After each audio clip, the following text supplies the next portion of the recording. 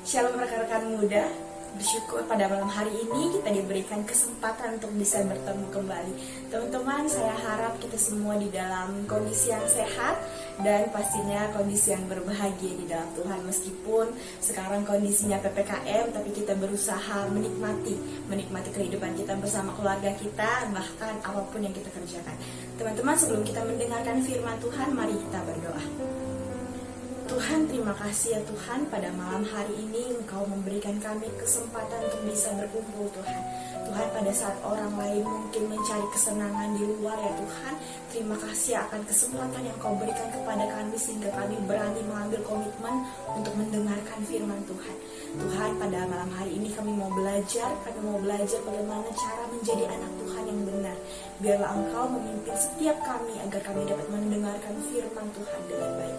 Terima kasih ya Tuhan, kami menyerahkan waktu kami ke depan hanya ke dalam nama Tuhan saja. Di dalam nama Tuhan Yesus kami sudah berdoa dan bersyukur. Amin.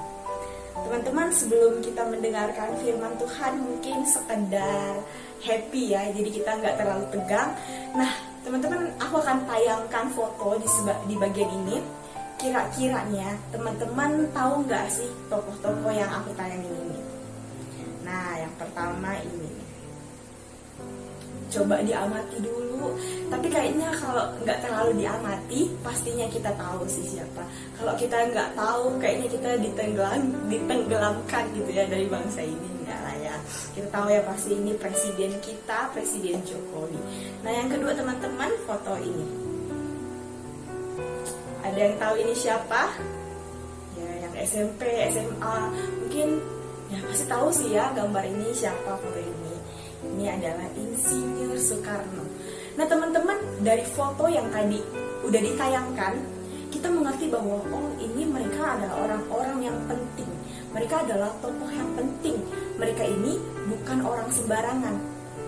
Beda ya kayak sama orang-orang biasa. Mereka ini kayak yang berpartisipasi dengan negara kita. Mereka ini pasti orang-orang penting. Kita pasti tahu itu teman-teman. Nah teman-teman, berkaitan dengan foto kedua tadi, perikop pada malam hari ini berkaitan juga dengan orang penting. Mari teman-teman kita buka firman Tuhan pada hari ini di dalam Lukas pasal 19 ayat yang ke-1 sampai ke-10. Demikian bunyi firman Tuhan. Yesus masuk ke kota Yeriko dan berjalan terus melintasi kota itu. Di situ ada seorang bernama Zakheus, kepala pemungut cukai, dan ia seorang yang kaya. Ia berusaha untuk melihat apakah Yesus itu, tetapi ia tidak berhasil karena orang banyak, sebab badannya pendek. Maka berlarilah ia mendahului orang banyak, lalu memanjat pohon ara untuk melihat Yesus yang akan lewat di situ. Ketika Yesus sampai ke tempat itu, ia melihat ke atas dan berkata, "Zakheus, segeralah turun, sebab hari ini aku harus menumpang di rumahmu." Lalu Zakheus segera turun dan menerima Yesus dengan sukacita. Tetapi semua orang yang melihat hal itu bersungut-sungut katanya, "Ia menumpang di rumah orang berdosa."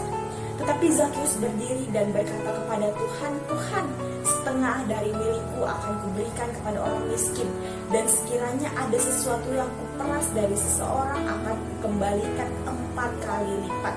Kata Yesus kepadanya, "Hari ini telah terjadi keselamatan kepada rumah ini, karena orang ini pun anak Abraham. Sebab anak manusia datang untuk mencari dan menyelamatkannya."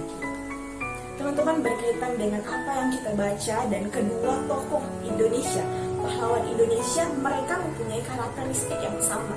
Nah, kenapa ya? Kok bisa sih pemungut Zakheus ini dibandingkan dengan seorang presiden, dengan seorang pahlawan? Apa kesamaan mereka? Padahal Zakheus ini pemungut cukai. Iya teman-teman, pemungut cukai adalah pekerjaan yang dibenci oleh Tuhan, karena dia adalah pekerjaan yang mungkin bisa disebut mencuri. Mereka mencuri pajak-pajak orang lain yang ternyata itu bukan milik mereka. Mereka mengumpulkan sisa pajak dan itu tidak berkenan di hadapan Tuhan. Tapi teman-teman, kenapa di sini saya membandingkan Zakheus dengan dua orang tokoh Indonesia ini? Tokoh penting. ada beberapa kesamaan. Yang pertama adalah mereka sama-sama orang yang dihormati. Kenapa Zakheus dihormati, teman-teman? Di sini dituliskan bahwa Zakheus ini adalah seorang yang kaya. Ia adalah kepala pemungut cukai. Artinya apa? Dia ini bosnya. Dan pada saat itu, di kota Yeriko, Zakheus ini cukup disegani oleh orang banyak pada saat itu. Karena apa? Ada pekerjaan dia yang sangat tinggi meskipun itu tidak berkenan di hadapan Tuhan. Dia disegani banyak orang dan ibaratkan mereka itu kayak takut ketemu Zakheus. Karena apa? Zakheus ini bos di situ, yang punya banyak harta, yang rumahnya mungkin paling bagus di situ. Itu adalah Zakheus, teman-teman. Dia adalah tokoh yang juga sangat famous, sangat disegani oleh orang-orang di situ.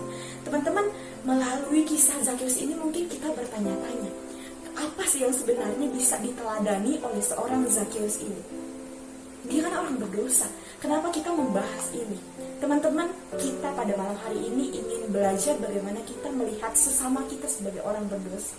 Apa sih yang bisa kita teladani melalui atau lewat sesama kita, yaitu salah satu tokoh Alkitab, yaitu Zakheus ini. Teman-teman, yang pertama, kita ingin belajar mengenai sikap kerendahan hati seorang Zakheus. Kenapa dikatakan seperti itu, teman-teman? Teman-teman, pada saat ini aku ingin mengajak teman-teman untuk membayangkan sejenak. Ibaratnya ya teman-teman, kita itu membayangkan diri kita ini sedang di kota Yeriko, sekitaran sekota Yeriko ini. Coba teman-teman bayangkan kita ini menjadi orang-orang banyak pada saat itu. Ada Zakheus, disebutkan di situ dia adalah orang yang pendek katanya. Ada juga ya lagunya, teman-teman, di sekolah dulu kita tahu kalau anggaplah di sini kita ini membayangkan kalau kita ini sama, lagi sewilayah sama Zakheus ini. Nah teman-teman, yuk kita melihat ayat yang kelima. Di sini dikatakan bahwa ketika Yesus sampai ke tempat itu, ia melihat ke atas dan berkata, Zakheus, segera turun, sebab hari ini aku harus menumpang di rumahmu. Teman-teman, kita tidak boleh melupakan bahwa tadi Zakheus adalah orang yang penting. Teman-teman bisa nggak bayangkan gimana sih ya orang penting, orang yang disegani banyak orang, ternyata naik pohon ara. Mungkin ya teman-teman, kita bisa membayangkan, jangan jauh-jauh deh. Siapa sih sebenarnya Bupati Belitung Timur ya? Coba anggap dia kita anggap sedang naik pohon. Apa sih yang kira-kira ada di benak dia pada saat ada pribadi yang menyuruh dia, hei turun, aku akan menumpang di rumah. Teman-teman, aku yakin dan percaya Zakheus pada saat itu, pada saat ia ingin naik di pohon ara, ia pasti bersembunyi-sembunyi dong pastinya. Karena apa? Dia nggak mau diketahui orang banyak. Masa sih orang yang disegani itu justru mempermalukan dirinya. Teman-teman, kalau teman-teman jadi Zakheus pada saat itu, teman-teman kira-kira pada saat Tuhan Yesus tegur gitu ya, turun dong, turun. Kira-kira perasaan apa yang ada di dalam benak hati teman-teman? Sukacita atau justru kayak, malulah masa sih, kayak aku kan ibaratkan orang yang disegani, masa sih disuruh turun, ibaratnya terciduk gitu. Kita disuruh turun oleh Tuhan pada saat itu. Teman-teman, perasaan itu adalah perasaan manusiawi. Pasti kita malu. Kita orang yang disegani, tapi teman-teman lewat Zakheus ini kita tahu teman-teman, dia adalah orang yang penting, tapi dia punya satu sikap yang bisa kita teladani. Artinya apa? Dia punya kerendahan hati untuk bertemu Tuhan Yesus. Teman-teman, di sini saya tidak mengajarkan kita untuk mempermalukan diri kita, enggak. Kita tidak melihat sisi ini, tapi kita mau melihat ada sebuah kerendahan hati di dalam sikap, di dalam diri Zakheus ini. Artinya apa teman-teman? Dia punya sebuah kerinduan untuk bisa melihat Tuhan. Teman-teman, mungkin sekarang berbeda konteksnya dengan Zakheus pada saat itu yang bisa bertemu kepada Tuhan Yesus secara langsung. Kita memang tidak bisa bertemu secara langsung dengan Tuhan Yesus. Tapi firman Tuhan kali ini mengajarkan kita, teman-teman. Mengajarkan kita bagaimana kita ini punya kerendahan hati. Punya sebuah hati yang mau untuk dekat sama Tuhan. Teman-teman, Zakheus sama seperti kita, sama-sama orang berdosa. Coba kita bayangkan teman-teman, mungkin kita di sekolah ya, kita termasuk anak yang berprestasi, kita termasuk anak yang sangat disegani oleh teman-teman, bahkan guru-guru. Dan kita punya kerendahan hati sama seperti Zakheus itu, teman-teman. Dimana apa? Kita punya kerendahan hati terhadap firman Tuhan. Kerendahan hati ini juga tidak hanya tertuju pada Tuhan, teman-teman. Tapi di sini kita belajar bagaimana kita ini sebagai anak Tuhan punya kerendahan hati terhadap sesama kita. Tidak seperti orang banyak pada saat itu yang justru bersungut-sungut, yang justru seolah-olah marah. Kenapa ia menumpang di rumah orang berdosa? Yang pertama, kita mau belajar bagaimana kita punya sikap yang rendah hati. Ini adalah pelajaran pertama yang dapat kita teladani oleh Zakheus ini. Yang kedua, teman-teman, kita ingin belajar dari seorang pribadi yang sangat mulia, yaitu Tuhan kita, Tuhan Yesus Kristus. Teman-teman, kembali kita membaca ayat 5 di sini. Ketika Yesus sampai ke tempat itu, ia melihat ke atas dan berkata, "Zakheus, segeralah turun, sebab hari ini aku harus menumpang di rumahmu." Teman-teman, seorang Tuhan Yesus, kita tahu karakter Tuhan Yesus. Tuhan Yesus ini tidak berdosa. Dia ini orang suci, orang kudus pada saat itu. Dia tidak melakukan dosa. Tetapi lewat ayat ini, teman-teman, kita mengetahui kok dia mau ya bergaul dengan orang yang berdosa. Kok dia mau ya numpang di rumah orang yang berdosa. Kok dia mau ya menerima orang yang tertolak. Teman-teman, pada saat itu Zakheus ditolak oleh banyak orang di saat itu. Pada saat itu dia disebut orang berdosa. Dia seolah-olah dijudge oleh orang banyak itu. Kenapa ya? Kok orang berdosa sih? Tuhan, kenapa sih nggak tinggal di rumah orang yang lebih baik daripada Zakheus? Di sini Tuhan Yesus mau memperkenalkan diri kita bahwa ia adalah pribadi yang justru menerima kita apa adanya, teman-teman. Teman-teman, cenderung kita punya kecenderungan pasti kayak gini. Ya, aku nggak mau temenan sama dia. Nggak mau temenan sama orang yang kayak gini, yang fisiknya kayak gini, yang keadaan ekonominya yang kayak gini. Aku maunya temenan sama orang yang setara sama aku, yang sekasta sama aku. Teman-teman, firman Tuhan pada malam hari ini mengajarkan kita bahwa Tuhan Yesus saja yang bukan orang berdosa, yang kudus, menerima orang yang berdosa, teman-teman.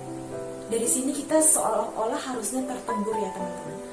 Kalau Tuhan yang suci saja bisa menerima orang berdosa, kenapa kita sesama orang berdosa tidak dapat menerima sesama kita? Teman-teman, ini menjadi refleksi bagi kita. Bagaimana kita mempunyai karakter yang sama seperti Tuhan kita, yaitu menerima yang tertolak. Teman-teman, di sini Tuhan Yesus sama sekali tidak mengajarkan kita untuk menjauhi orang seperti itu. Tapi lewat tingkah laku dia, lewat perbuatan dia pada saat itu, dia mengatakan, "Aku akan menumpang di rumah." Teman-teman, bayangkan, ada seorang Tuhan Yesus yang menyambut kita, yang welcome dengan kita. Mungkin pada saat sekarang teman-teman kita bergumul, "Tuhan, aku gak layak Tuhan mendengarkan firman Tuhan. Tuhan, aku gak layak untuk berdoa. Tuhan, aku manusia yang berdosa." Teman-teman, pada malam hari ini kita mendapat kebenaran firman Tuhan. Mendapatkan kebenaran firman Tuhan kalau Tuhan Yesus ini mencari yang terhilang. Di ayat yang ke-10 kita baca bersama-sama, "Sebab anak manusia datang untuk mencari dan menyelamatkan yang hilang." Teman-teman, di sini kita belajar, kita diajarkan untuk menjadi orang yang menerima orang yang tertolak, yang punya kerendahan hati, bukan menjadi orang yang arogan, bukan menjadi orang yang sok-sokan, yang seolah-olah benar. Kita sama semua di mata Kristus. Kalau Tuhan menerima orang yang berdosa, seharusnya kita juga dapat meneladani. Teman-teman, biarlah firman Tuhan kali ini mengajarkan kita untuk punya kerendahan hati, dan mengajar kita untuk punya sifat sama seperti Allah, sama seperti Tuhan, menerima orang yang tertolak. Mari teman-teman, kita bersatu di dalam doa. Tuhan, terima kasih ya Tuhan, pada malam hari ini Engkau mengingatkan kami kembali, mengingatkan kami atas identitas kami sebagai anak Tuhan. Tuhan, mungkin ya Tuhan, selama ini kami selalu memilih-milih ya Tuhan, selalu tanpa sadar menyakiti hati orang lain, menolak orang berdosa Tuhan. Tuhan, pada malam hari ini kami diajar untuk sadar akan diri kami sendiri yang juga berdosa Tuhan.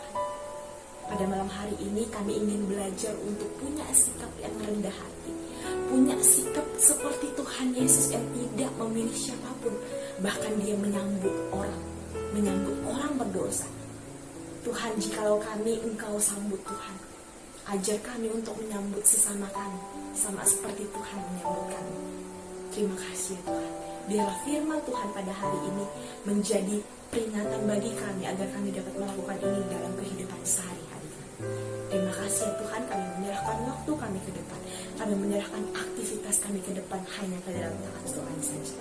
Di dalam nama Tuhan Yesus kami sudah berdoa dan bersyukur.